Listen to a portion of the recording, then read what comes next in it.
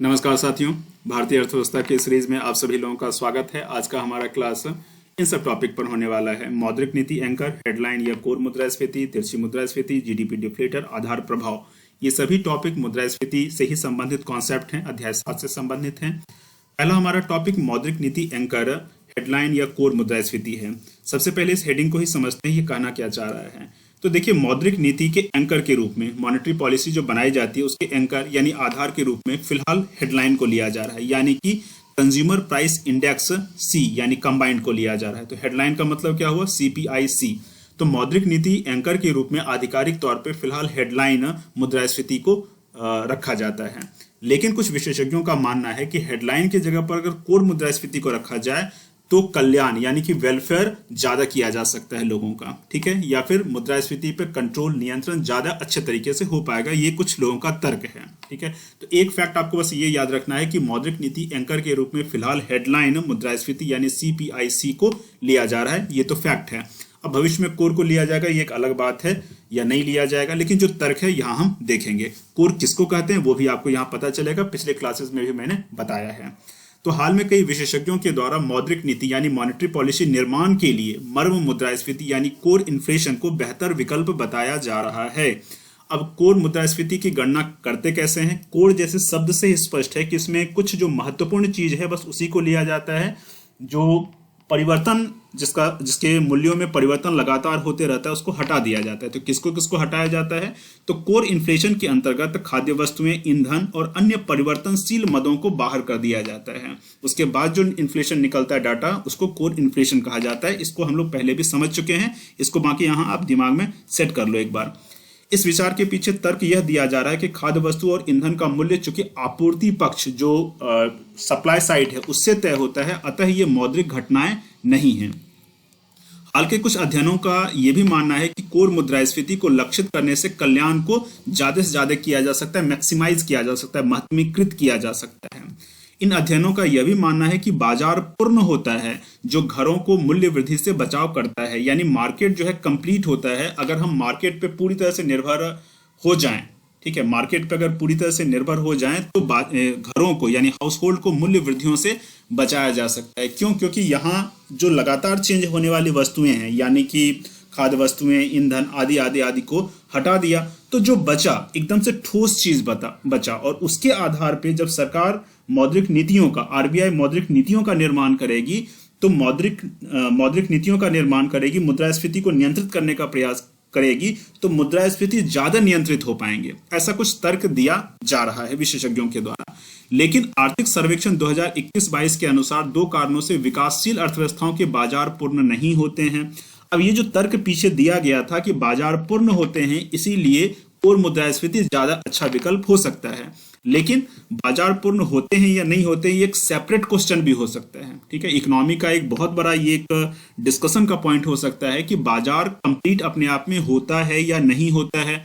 तो देखिए, हमारा जो आर्थिक सर्वेक्षण है, इकोनॉमी सर्वे है 2020-21 वाला, उसने खुद बताया है कि विकासशील देशों में यानी कि भारत जैसे अर्थव्यवस्थाओं में बाजार पूर्ण नहीं होता। ये एक सेपरेट क्वेश्चन बन सकता है, ठीक है। ये कोर इन्फ्लेशन से इतर एक अलग क्वेश्चन ये बन सकता है कि विकासशील अर्थव्यवस्थाओं के बाजार पूर्ण होते हैं या नहीं होते। इससे संबंधित कुछ मेंस का यहाँ क्वेश्चन आ सकता है, पीटी का भी यहाँ सवाल बन सकता है, पीटी और मेंस दोनों का, ठीक है, क्योंकि इसके बारे में जो है इकोनॉमी सर्वे ने लिखा है। तो ऐसे चीजों को आपको पकड़ना है, ठीक है। तो कैसे बाजार पूर्ण नहीं होता है? तो यहाँ बताया गया है कि बाजार के एजेंट जीवन भर के उपभोग यानी लाइफ टाइम कंजम्पशन को स्मूथ करने में सक्षम नहीं होते हैं। दूसरा बात बताया गया है कि घरों के उपभोग व्यय में लगभग अन्य संरचनात्मक भिन्नताएं जैसे खाद्य वस्तुओं की उच्च हिस्सेदारी होती है। इन 2 कारणों से यह बताया जा रहा है कि बाजार अपने आप में कंप्लीट नहीं होता है, गवर्नमेंट को कहीं ना कहीं उसमें जो है इन्वॉल्व होना ही पड़ता है। अब पीछे जो आपने देखा था वो इस तर्क के आधार पे मतलब कोर इन्फ्लेशन को लेने की बात कर रहा था कि बाजार पूर्ण होता है, बाजार अपने आप में, बाजार का जो अपना मैकेनिज्म है डिमांड एंड सप्लाई, उसके आधार पे वो सभी चीजों को बहुत स्मूथली चला सकता है। लेकिन इकोनॉमी सर्वे 2020-21 ने कहा कि नहीं, विकासशील अर्थव्यवस्थाओं में विशेष करके बाजार पूर्ण नहीं होता है। विकसित अर्थव्यवस्थाओं में हो सकता है, इसका मतलब है, लेकिन विकासशील अर्थव्यवस्थाओं में नहीं होता है। विकासशील अर्थव्यवस्थाओं में जो गवर्नमेंट का रोल है वो भी बहुत ही महत्वपूर्ण है, ठीक है। आगे देखते हैं, आगे समझते हैं। कुछ अन्य अध्ययनों के अनुसार जहां बाजार पूर्ण की स्थिति में हो यानी कि विकसित अर्थव्यवस्थाओं में, वहां कोर मुद्रास्फीति को लक्षित करने से कल्याणकारी कार्यों को महत्वकृत करना संभव है। बहुत सुंदर लाइन है, यानी कि जहां जहां बाजार पूर्ण है, यानी बाजार अपने मैकेनिज्म के हिसाब से पूरे इकोनॉमी को चला सकता है, वहां बाहरी जो प्रभाव है यानी गवर्नमेंट का जो प्रभाव है, गवर्नमेंट का जो इन्वॉल्वमेंट है, उसकी कोई आवश्यकता नहीं है, तो वहां कोर इन्फ्लेशन को लक्षित किया जा सकता है। लेकिन विकासशील अर्थव्यवस्थाओं में जहां बाजार पूर्ण नहीं होता है, बाजार की पूर्णता को लेकर कुछ संशय रहता है, वहां कोर इन्फ्लेशन को टारगेट करना ठीक बात नहीं है। वहीं अपूर्ण बाजार की स्थिति वाले अर्थव्यवस्थाओं में यानी कि विकासशील अर्थव्यवस्थाओं में इस उद्देश्य की प्राप्ति के लिए हेडलाइन मुद्रास्फीति, जो भारत जैसे देशों में अभी भी है, इसी को टारगेट करना अच्छा विकल्प है। भारत में अभी मौद्रिक नीति के लिए हेडलाइन मुद्रास्फीति यानी CPI मुद्रास्फीति को ही आधार यानी एंकर बनाया जाता है। ये बात मैंने पहले ही बता दिया है। अब हम दूसरे टॉपिक पे आते हैं, तिरछी मुद्रास्फीति यानी स्क्यूफ्लेशन। ये क्या है? तो देखिए, अर्थशास्त्री दो तरह की बात करते हैं मूल्य वृद्धि के संदर्भ में। एक तो मुद्रास्फीति खुद हो गई और दूसरा सापेक्षिक मूल्य वृद्धि।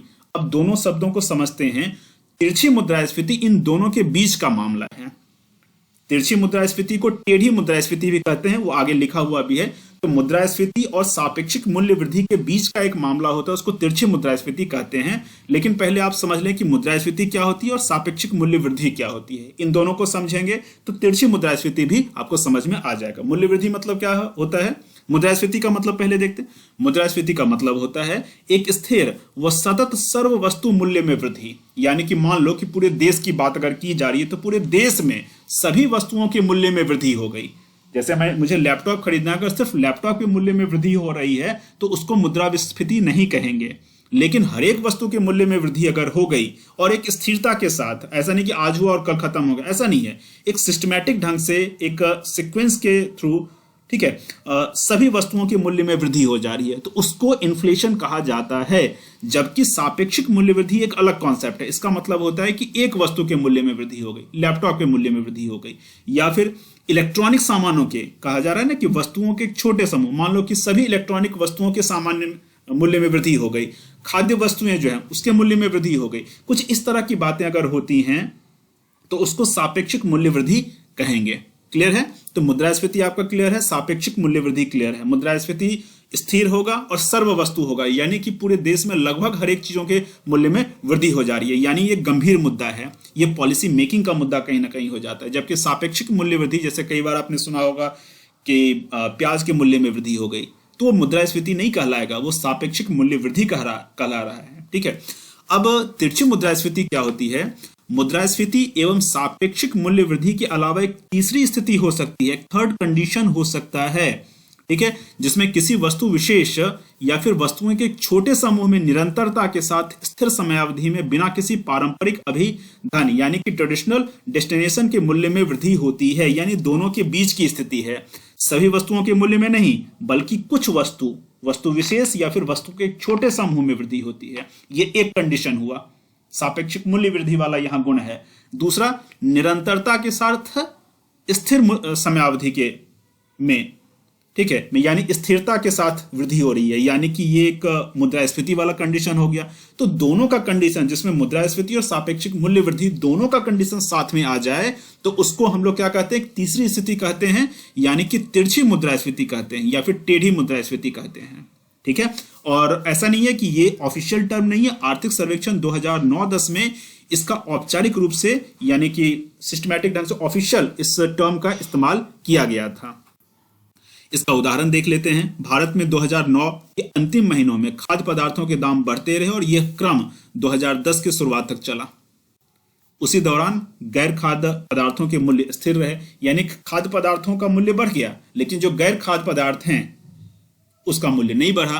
तो ये इन्फ्लेशन तो था, क्योंकि एक सिस्टमैटिक ढंग से एक लंबे समय तक ये बढ़ते रहा, एक स्थिर रूप से बढ़ते रहा, इसलिए इन्फ्लेशन तो था। लेकिन ट्रेडिशनल जो इन्फ्लेशन होता है, एक परंपरागत जो इन्फ्लेशन की स्थिति होती है, वैसा नहीं था। ठीक है। तो ये एक उदाहरण हुआ, ये एक असामान्य अस्वाभाविक घटना थी। यहां भी आगे भी है। इस दौरान अनाजों के मूल्य में 20% से अधिक वृद्धि हो गई, जबकि जो थोक मूल्य सूचकांक है, ठीक है, होलसेल प्राइस इंडेक्स है, उसमें 11% से नीचे की वृद्धि हुई। सामान्य रूप से यह समझना कि खाद्य पदार्थों के मूल्य में वृद्धि हुई, लेकिन गैर खाद्य पदार्थ जो हैं उसके मूल्य में वृद्धि नहीं हुई, तो इसीलिए एक अस्वाभाविक घटना यह था।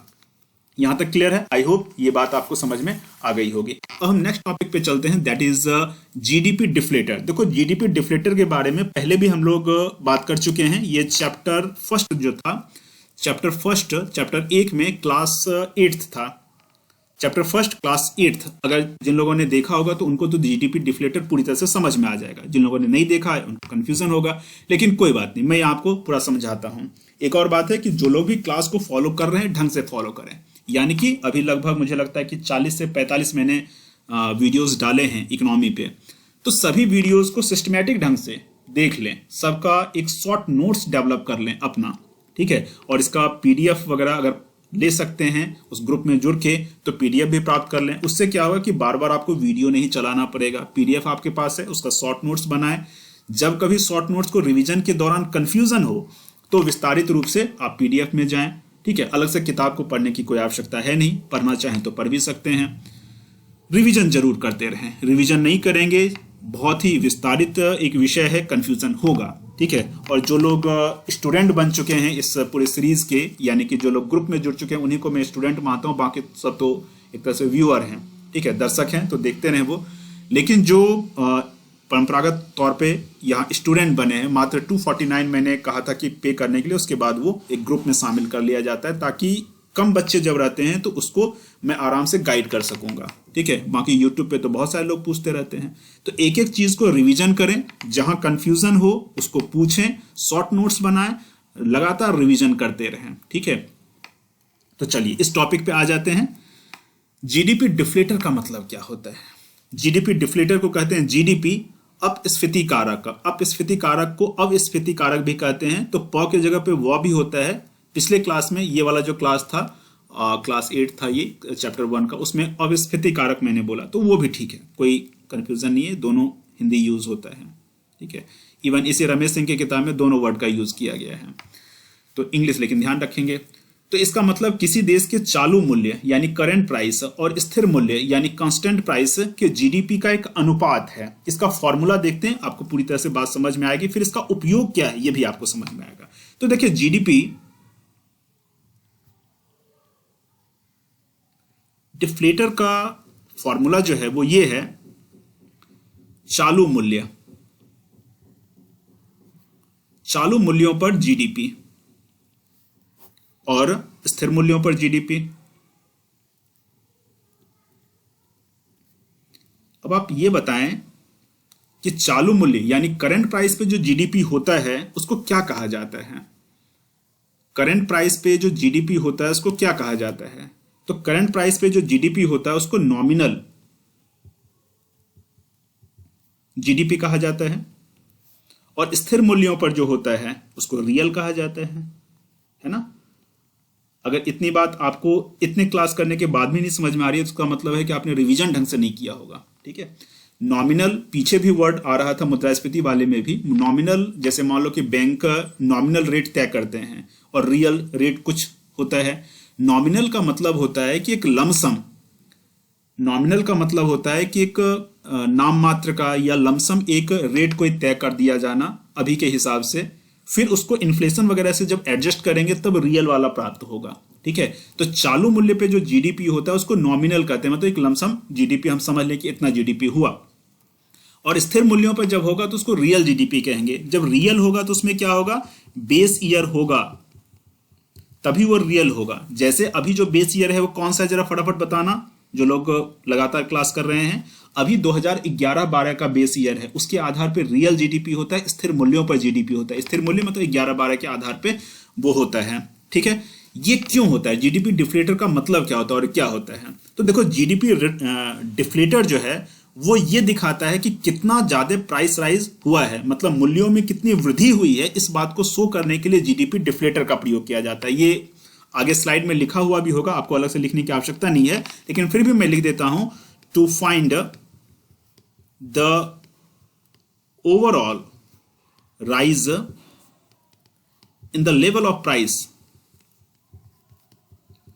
यानी कि वस्तुओं के मूल्य स्तर में एक जो ओवरऑल वृद्धि हुई उसको हम लोग जीडीपी डिफ्लेटर के माध्यम से समझ सकते हैं।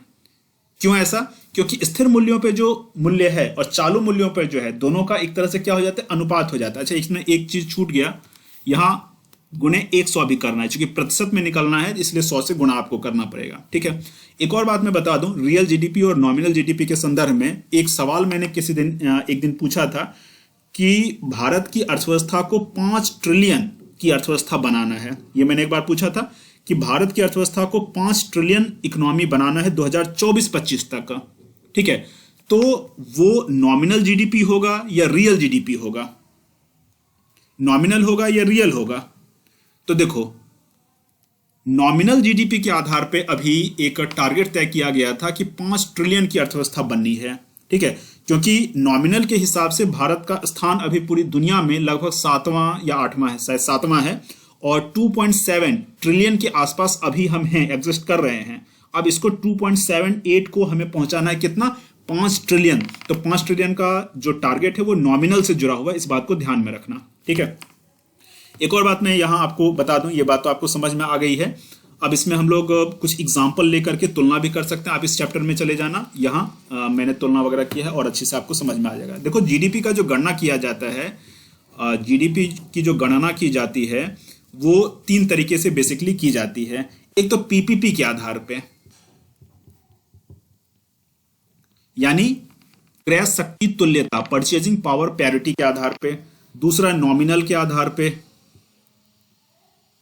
नॉमिनल जीडीपी उसको कहते हैं, यानी कि चालू मूल्य जो है उसके आधार पे। और तीसरा जो होता है रियल के आधार पे, रियल जीडीपी, यानी कि जो बेस ईयर है उसके आधार पे किया जाता है। अब एक बात बताऊं कि वर्तमान में पूरी दुनिया में तुलना करने के लिए हम जानते हैं कि नॉमिनल जीडीपी का ही प्रयोग, मतलब आंकड़े जो जारी किए जाते हैं और जिसके आधार पे पूरी दुनिया के इकोनॉमी के बीच में तुलना वगैरह होती है, तो किसके आधार पे होती है? नॉमिनल के आधार पे होती है, रियल के आधार पे होती है?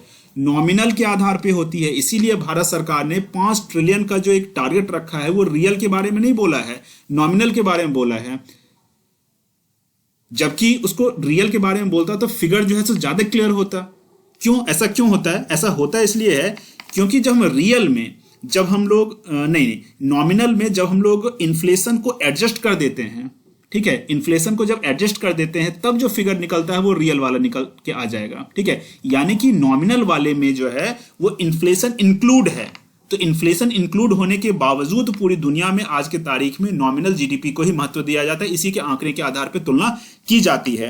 भारत में भी पहले जो है रियल जीडीपी के आधार पर आंकड़ों को महत्व दिया जाता था, लेकिन अब नॉमिनल के आधार पर महत्व दिया जाता है। वैसे आंकड़े सब के आधार पर निकाले जाते हैं। जीडीपी डिफ्लेटर पे फिर से आ जाते हैं और इसके बारे में आगे समझना स्टार्ट करते हैं। तो देखिए, इसके माध्यम से आधार वर्ष तथा चालू वर्ष के मध्य जीडीपी में मुद्रास्फीति वृद्धि के कारण कितनी वृद्धि हुई। अब देखो, जीडीपी डिफ्लेटर क्या करेगा? जीडीपी डिफ्लेटर यह बताएगा कि मुद्रास्फीति के कारण कितनी जो है वो वृद्धि हुई है अर्थव्यवस्था में। ठीक है, तो मुद्रास्फीति वृद्धि के कारण कितनी वृद्धि हुई है इसका आकलन करना संभव हो पाता है। इसी कारण इस अवधारणा का उपयोग मुद्रास्फीति के माप के लिए भी किया जाता है, जिस कारण से इसे अंतर्निहित मूल्य डिफ्लेटर भी कहा जाता है। ठीक है, इतनी बात आपको समझ में आ गई। देखो, फिर से मैं इस बात को समझाने का प्रयास करता हूं। जीडीपी डिफ्लेटर का बेसिक काम क्या है? जीडीपी डिफ्लेटर का बेसिक काम जो मैंने यहां लिखा है, to find the overall rise in the level of price, यानी कि मूल्यों में जो एक ओवरऑल वृद्धि हुई है उसको बताने के लिए जीडीपी डिफ्लेटर का प्रयोग किया जाता है। वही बात यहां भी लिखी हुई है कि आधार वर्ष यानी कि रियल जीडीपी और चालू वर्ष यानी नॉमिनल जीडीपी के मध्य जीडीपी में मुद्रास्फीति वृद्धि के कारण कितनी वृद्धि हुई है। क्योंकि मुद्रास्फीति की अगर वृद्धि होती है तो जीडीपी का फिगर भी जो है करंट प्राइस के हिसाब से क्या हो जाएगा? बढ़ जाएगा, बहुत ज्यादा दिखेगा। ठीक है, इस कारण से इस अवधारणा का उपयोग मुद्रास्फीति की माप के लिए भी करते हैं, क्योंकि इससे यह पता चलता है कि कितना ज्यादा मुद्रास्फीति हो रही है। जितना ज्यादा मुद्रास्फीति होगी उतना ही ज्यादा क्या होगा? जीडीपी का आंकड़ा दिखेगा, नॉमिनल जीडीपी उतना ही बड़ा दिखेगा। तो जिस कारण से इसे अंतर्निहित मूल्य डिफ्लेटर भी कहा जाता है, यानी कि अंतर्निहित है यानी उसी में इंक्लूड है। भारत में थोक मूल्य सूचकांक WPI में सेवाएं शामिल नहीं हैं। अब एक बात हम ये भी देखेंगे कि ये डिफ्लेटर, जीडीपी डिफ्लेटर को मुद्रास्फीति के संदर्भ में इतना महत्व क्यों दिया जाता है। फिर से बोलता हूं, जीडीपी डिफ्लेटर को मुद्रास्फीति एक सूचकांक के रूप में क्यों महत्व दिया जा रहा है? तो देखो, परंपरागत जो सूचकांक है यानी थोक मूल्य सूचकांक और उपभोक्ता मूल्य सूचकांक, इन दोनों की अपनी कुछ ना कुछ कमियां हैं। क्या क्या कमियां हैं? तो थोक मूल्य सूचकांक में सेवाएं शामिल नहीं होती हैं। उपभोक्ता मूल्य सूचकांक में सिर्फ उन्हीं वस्तुओं सेवाओं को शामिल किया जाता है जो हाउस होल्ड के द्वारा खरीदा जा रहा है। पीछे के क्लास में मैंने आपको बताया था कि उपभोक्ता मूल्य सूचकांक में जो गृहस्थी से जुड़ा हुआ सामान है, यानी कि खाद्य वस्तुएं, इलेक्ट्रॉनिक सामान और इस तरह के उपकरण वगैरह, ठीक है, तो जो डेली यूज की चीजें जो हैं लगभग, ठीक है, उन सब को जो हम लोग कंज्यूमर प्राइस इंडेक्स के अंतर्गत रखते हैं। इसमें सेवाओं को शामिल नहीं किया जा रहा, इसमें सिर्फ जो है वस्तु और सेवाएं वैसी ही हैं जो कि सिर्फ गृहस्थों के द्वारा डेली यूज की होती हैं। तो अन्य जो कई वस्तुओं और सेवाओं को इसमें शामिल नहीं किया जाता उपभोक्ता मूल्य सूचकांक में, जैसे कि कोई उपक्रम है, कोई कंपनी है, उसके द्वारा माध्यमिक जो वस्तु है, इंटरमीडिएट गुड्स जो है या जो सेवा है उसकी खरीद वो करती है, उसको शामिल नहीं किया जा रहा है। तो कहने का मतलब है कि उपभोक्ता मूल्य सूचकांक जो है सिर्फ उपभोक्ताओं के उपयोग में आने वाले सामानों को शामिल करता है। थोक मूल्य सूचकांक वस्तुओं को शामिल कर रहा है, सेवाओं को शामिल नहीं कर रहा है। तो कहीं अगर हमें जो है मुद्रास्फीति के लेवल को पता लगाना है तो ये दोनों कहीं ना कहीं इनकम्प्लीट हो जाते हैं। लेकिन डिफ्लेटर देश में उत्पादित सभी वस्तुओं सेवाओं को शामिल करता है, सबको शामिल कर रहा है। इसीलिए मुद्रास्फीति की एग्जैक्ट मतलब फिगर को बताने के लिए इसका उपयोग ज्यादा सही माना जाता है। ठीक है, तो मुद्रास्फीति के माप का एक व्यापक पैमाना इसको माना जाता है क्योंकि इसमें सभी वस्तु और सेवाओं को शामिल किया जा रहा है। इतनी बात समझ में आ गई? चलिए अब हम लोग आगे बढ़ते हैं। आगे का जो टॉपिक है ये कॉन्सेप्चुअली और भी बहुत ज्यादा महत्वपूर्ण है। इसमें कॉन्सेप्ट आपका मतलब इसको बहुत ढंग से समझना, तब कॉन्सेप्ट क्लियर होगा, अदरवाइज कंफ्यूजन इसमें हो सकता है। तो चलिए, आधार प्रभाव यानी कि बेस इफेक्ट। बेस इफेक्ट का मतलब क्या है? हम लोग इन्फ्लेशन को देख रहे हैं। अब इन्फ्लेशन के संदर्भ में क्या होता है कि जैसा बेस है, जैसा आधार है, उस आधार के आधार पर हमें मुद्रास्फीति के फिगर में अंतर दिखता है। बेसिकली ये आधार प्रभाव जो है एक तरह से सांख्यिकी है, ये एक तरह से स्टैट्स का ये फिगर है, और इस फिगर को समझना लिखित वर्ड में थोड़ा कठिन होता है, एग्जाम्पल से ज्यादा समझ में आएगा। फिर भी पहले लिखित चीजों को समझ लेते हैं, फिर इसको कई सारे एग्जाम्पल से मैं समझाने का प्रयास करूंगा कि आधार का प्रभाव विशेष करके मुद्रास्फीति के संदर्भ में क्या होता है। तो देखिए, यह पिछले वर्ष कीमतों के स्तर में हुई वृद्धि के चालू वर्ष के कीमतों में हुई समरूपी वृद्धि के प्रभाव को संदर्भित करता है। क्या है इस लाइन का मतलब? अब पिछले वर्ष कीमतों के स्तर में वृद्धि हुई, चालू वर्ष भी कीमतों में सेम वृद्धि हुई। ठीक है, पिछले वर्ष मान लो कि 2022 में, 2020 में मान लो कि 2020 में मूल्यों में 20 रुपए की वृद्धि हो रही है। इस वर्ष भी मूल्यों में 20 रुपए की ही वृद्धि हुई, लेकिन जो इन्फ्लेशन का आंकड़ा है, समझना इस पॉइंट को, पिछले साल भी 20 रुपए की वृद्धि हुई थी मूल्य सूचकांक के हिसाब से, इस बार भी 20 रुपए की ही वृद्धि हुई मूल्य सूचकांक के हिसाब से, यानी प्राइस इंडेक्स के हिसाब से। लेकिन इन्फ्लेशन का जो आंकड़ा है परसेंटेज में वो अलग हो जाएगा। क्यों अलग होगा उसको एग्जांपल से हमें समझना होगा। पहले लाइन को देख लेते हैं, कवर कर लेते हैं। यदि पिछले वर्ष उसी समयावधि में, उसी समयावधि का मतलब ये होता है कि एक्चुअली जो इन्फ्लेशन निकाला जाता है, आपको पता होगा मैंने एक बार बताया था कि इन्फ्लेशन जो निकाला जाता है वो पॉइंट टू पॉइंट निकाला जाता है, पॉइंट टू पॉइंट। इसका मतलब क्या हुआ? पॉइंट टू पॉइंट निकाला जाता है, इसका मतलब हुआ कि जिस मंथ का हमें इन्फ्लेशन निकालना है उस मंथ से इस बार के उस मंथ को लेंगे। जैसे मान लो जनवरी से जनवरी, फरवरी से फरवरी, मार्च से मार्च, इस तरह से निकाला जाता है। तो यदि पिछले वर्ष उसी समयावधि में मूल्य सूचकांक यानी प्राइस इंडेक्स की दर ऊंची थी, जिसके कारण महंगाई दर यानी इन्फ्लेशन रेट बढ़ी, तो थोड़ी संभावित वृद्धि तो हो जाएगी इन्फ्लेशन में।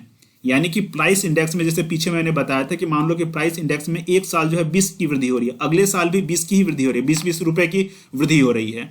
तो 20 रुपए की अगर वृद्धि हुई तो निश्चित तौर पे इन्फ्लेशन रेट तो बढ़ेगा, इन्फ्लेशन रेट में थोड़ी वृद्धि तो पहले से आ जाएगी। लेकिन चालू वर्ष में मूल्य सूचकांक में ठीक वैसे ही वृद्धि, इस बार भी 20 रुपए की ही वृद्धि के कारण महंगाई दर अपेक्षाकृत कम बढ़ेगी। बहुत ही इंपॉर्टेंट लाइन है, समझना। ठीक है, मान लो कि 20 रुपए की वृद्धि हुई है, पहले 100 रुपए था, अब जो है 120 रुपए हो गया, और अगले साल भी ऐसे ही होता है कि 120 था फिर 140 हो गया। अब चूंकि आधार चेंज हो जा रहा है, एक बार आधार क्या है, एक बार आधार 100 है, लेकिन एक बार आधार 120 हो गया। तो आधार चेंज हो जाने के कारण प्राइस इंडेक्स में 20-20 रुपए की ही वृद्धि दिखती है, लेकिन जो इन्फ्लेशन रेट है उसके परसेंटेज में अंतर आ जाता है। एक बार परसेंटेज अगर 20% था तो अगले बार 16%, 17% के आसपास हो जाएगा। ठीक है, इस बात को हम लोग बार बार अभी समझेंगे, एग्जाम्पल के थ्रू समझेंगे तो बात ज्यादा समझ में आएगी। और इसके विपरीत जो है उल्टा प्रभाव फिर पड़ेगा, यानी पिछले वर्ष इसी अवधि के दौरान महंगाई दर बहुत कम हो तो मूल्य सूचकांक में अपेक्षाकृत मामूली वृद्धि भी मौजूदा महंगाई की दर में उच्च वृद्धि करेगा। इसका वाइस वर्सा यानी उल्टा। ठीक है, इसको आप एग्जाम्पल के थ्रू समझते हैं। पहले हम एक एग्जाम्पल लेते हैं। सिर्फ बेस में परिवर्तन के कारण प्रतिशत में कितना बड़ा अंतर आता है। सिर्फ बेस में परिवर्तन के कारण आंकड़ा सेम रहने के बावजूद प्रतिशत में बहुत बड़ा अंतर आता है। इस बात को समझने के लिए मैं कुछ एग्जाम्पल लेता हूं। ठीक है, हम लोग बेस इफेक्ट को यहां फिर से देखते हैं एग्जाम्पल के थ्रू। बेस इफेक्ट यानी आधार का प्रभाव। यहां मान लो एक एग्जाम्पल लेते हैं। एक स्कूल का बच्चा है और स्कोर करता है, मान लो कि क्लास 10th में है, 11th में है वही बच्चा, और वही बच्चा 12वीं में चला गया। एक कोई बच्चा है वो 11वीं में, 12वीं में और 10वीं में स्कोर करता है। 10वीं में वो मैथ्स में स्कोर करता है 80, लेकिन 11वीं में क्या होता है उसको विषय समझ में नहीं आता है। 11वीं का मैथ वैसे भी एकदम डिफरेंट है, तो मान लो कि स्कोर मात्र 40 कर पाता है। ठीक है, लेकिन 12वीं में फिर से उसने क्लास वगैरह ढंग से किया, मेहनत किया, फिर उसका स्कोर जो 80 ही हो जाता है।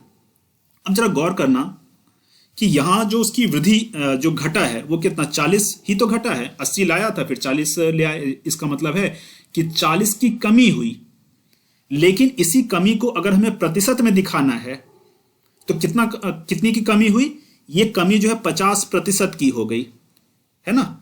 50% की कमी हो गई। कैसे हो गई? क्योंकि ये प्रतिशत अगर निकालना है, और प्रतिशत के बारे में थोड़ा बहुत आपको पता होगा, तो ऐसे कुछ निकालते हैं कि 40 माइनस 80 और बटे 80, ऐसे कुछ निकालते हैं कि जो अभी आपके पास है उसमें पिछला घटाएंगे और पिछले से ही डिवाइड करेंगे और 100 से गुणा करेंगे। ये घट के कितना हो गया, -40 बटे 80 और यहां 100, यानी कि ये जो है 50, माइनस में 50%।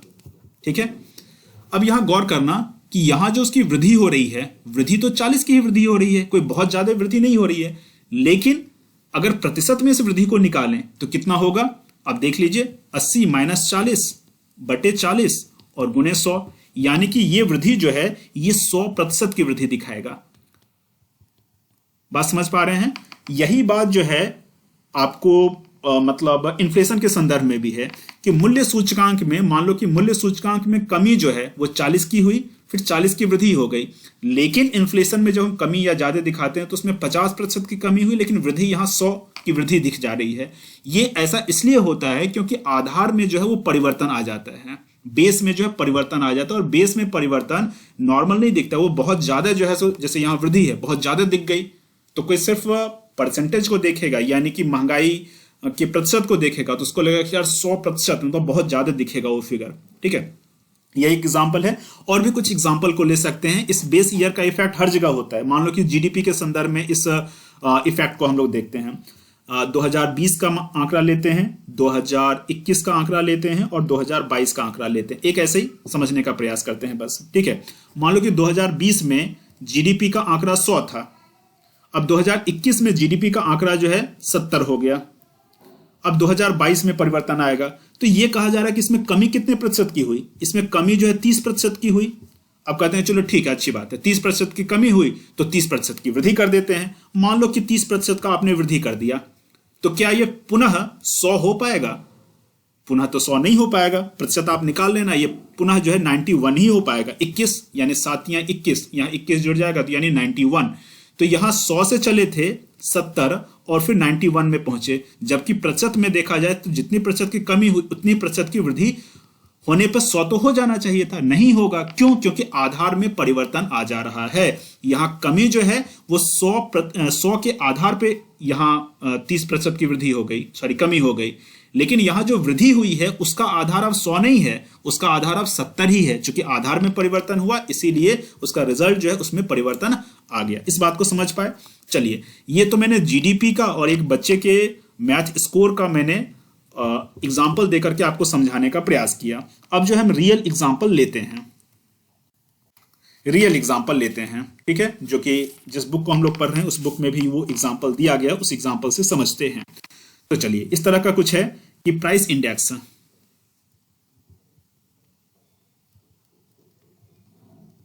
यानी मूल्य सूचकांक। मूल्य सूचकांक का मतलब क्या होता है मित्रों? मूल्य सूचकांक का मतलब यहां होलसेल प्राइस इंडेक्स भी हो सकता है और कंज्यूमर प्राइस इंडेक्स भी हो सकता है। ठीक है, बस समझने के लिए हम लोग समझते हैं, बाकी इन दोनों के बारे में विस्तार से हम लोग आगे बात करेंगे। लेकिन आप जानते हैं कि मूल्य में जो है सीपीआई को ही लिया जाता है। बस समझने के लिए मैंने बताया कि डब्ल्यूपीआई भी हो सकता है, लेकिन आप तो जानते हैं कि मौद्रिक नीति के रूप में हम लोग सीपीआईसी को ही लेते हैं। तो मूल्य सूचकांक हो गया, और दूसरा जो है महंगाई हो गया, यानी इन्फ्लेशन हो गया, यानी महंगाई। ठीक है, 2017 का, 2018 का, 2019 का और 2020 का, ये डाटा हम इस पे बात कर लेते हैं। यहां 2018 का, 2019 का, 2020 का। 2017 का इसलिए नहीं क्योंकि 2018 का निकालना अगर हमें है तो हमें बेस चाहिए, वो बेस 2017 से यहां निकल के आएगा। अब पॉइंट टू पॉइंट चूंकि करते हैं इसीलिए जनवरी माह का लेंगे। मान लो कि जनवरी माह में मूल्य सूचकांक प्राइस इंडेक्स के हिसाब से 100 वस्तुओं का मूल्य था। अब वृद्धि हुई, 120 हो गया, यानी कि यहां वृद्धि जो है कितने की हुई? 20 की हुई। अच्छी बात है, फिर से 20 की वृद्धि हो गई, तो फिर कितना हो गया? 140 हो गया। तो इस तरह से 100, 120 और सॉरी, यहां थोड़ा कंफ्यूजन यहां हो गया। यहां मुझे जनवरी लिखना था ना, यहां जनवरी लिखना था, तो ये आंकड़ा जो है यहां चेंज करना होगा थोड़ा।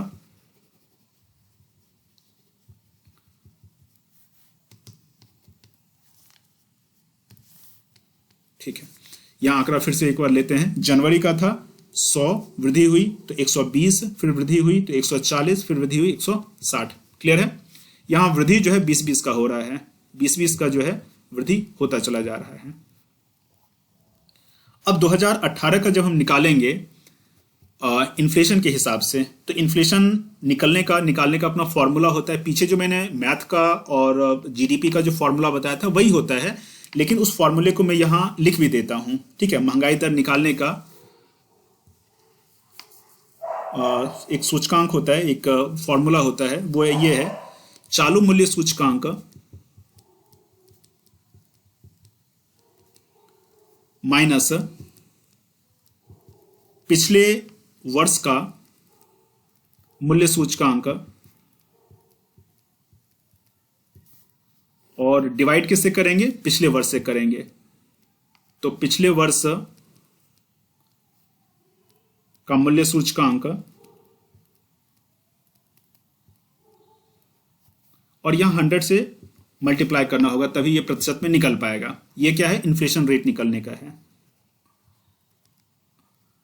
इन्फ्लेशन रेट निकालने का ये है।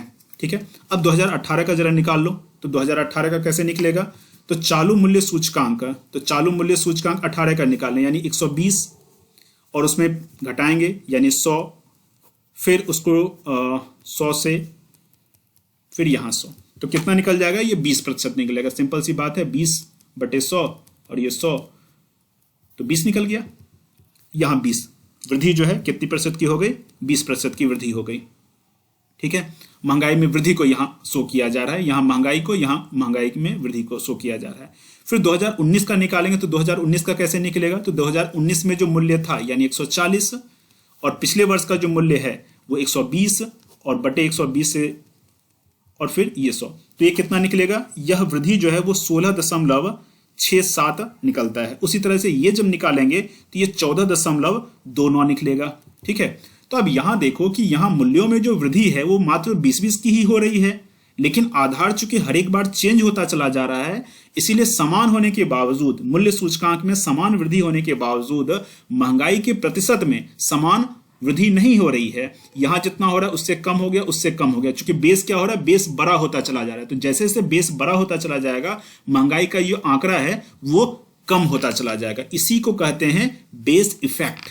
समझ में आ गई बातें? अब जो है मैं फिर से एक बार आप लोगों को दिखा देता हूं इस स्लाइड को, ताकि आपको जो एग्जांपल महंगाई वाला लिया है वो आपको क्लियर हो जाए, समझ में आ जाए। तो देखिए, यह पिछले वर्ष कीमतों के स्तर में हुई वृद्धि के चालू वर्ष में कीमतों में हुई समरूप वृद्धि, यानी 20-20 ही वृद्धि हो रही थी। यहां देखो 20-20 की ही वृद्धि हो रही है, 20 की वृद्धि, 20 की वृद्धि और 20 की वृद्धि। तो समरूप वृद्धि के प्रभाव को संदर्भित करता है। तो प्रभाव क्या है? तो प्रभाव यह है कि समान वृद्धि होने के बावजूद महंगाई में समान वृद्धि शो नहीं हो रहा है। महंगाई में क्या हो रहा है कि वृद्धि में कमी आती चली जा रही है। दूसरी लाइन जो है उसको भी देख लेते हैं। यदि पिछले वर्ष उसी समयावधि में मूल्य सूचकांक की दर ऊंची थी, जिसके कारण महंगाई दर बढ़ी, तो थोड़ी संभावित वृद्धि तो आ ही जाएगी, लेकिन चालू वर्ष में मूल्य सूचकांक में ठीक वैसे ही वृद्धि के कारण महंगाई दर अपेक्षाकृत कम बढ़ेगी। तो पहले तो 20 अगर बढ़ा था, तो पहले साल हम देखते हैं कि 20% ही महंगाई दर में भी वृद्धि हुई, लेकिन अगले बार भी अगर 20 ही बढ़ता है, तो अगली बार जो महंगाई है, महंगाई दर जो है वो कितना हो गई थी? 16.67 हो गई थी। तो ये बेस इफेक्ट इसको कहते हैं। मैं उम्मीद करता हूं कि इस कॉन्सेप्ट को आप अच्छे से समझ पाए होंगे। इसके अलावा अन्य भी कॉन्सेप्ट जो आज की क्लास में हम लोगों ने डिस्कस किया वो पूरी तरह से आपको समझ में आया होगा। फिर भी अगर कोई कंफ्यूजन रह गया हो तो आप जो है कमेंट करके पूछ सकते हैं। एक बात और मैं आपको यहां बता दूं कि ये जो प्राइस इंडेक्स में बेस ईयर जो लिया जाता है, यहां जो बेस ईयर लिया जाता है कि किसके आधार पर यह वृद्धि हो रही है, तो अभी इसका जो बेस ईयर है वो है 2011-12, जो अन्य का भी है। तो चलिए आप वंदे मातरम आइए इस टेलीग्राम चैनल को फॉलो करना स्टार्ट कर दें। यहाँ क्लास के रिगार्डिंग जो भी इंफॉर्मेशन है वो मिल जाता है। फिर अभी इकोनॉमी के अलावा एक और क्लास चलाई जाएगी, उसका पीडीएफ वगैरह यहाँ डाल दिया जाएगा। इकोनॉमिक क्लास सपोर्ट करके एक अलग से व्हाट्सएप ग्रुप है, पेड ग्रुप है, 249 एक बार पेमेंट करके आप इससे जुड़ सकते हैं। जो भी पीडीएफ है वो आपको सेंड कर दिया जाएगा, पिछला और कंटिन्यू जो है वो, फिर आगे जो अपडेटेड मैटर होगा वो A4 साइज में होगा वो। इसके अलावा जो भी डाउट है आपको क्लास के रिगार्डिंग, जो भी डाउट होता है वो सभी आप संपर्क करके पूछ सकते हैं। इसके लिए अलग से सेशन चलाने का भी प्लान एक है। ये मेरा व्हाट्सअप नंबर है, इस पे आप अपने नाम और जगह के नाम के साथ मैसेज करेंगे और इसमें जुड़ने का एक रिक्वेस्ट भेजेंगे। इतना पे करने के बाद आपको इसमें जोड़ लिया जाएगा। मिलते हैं फिर अगले क्लास में। जय हिंद।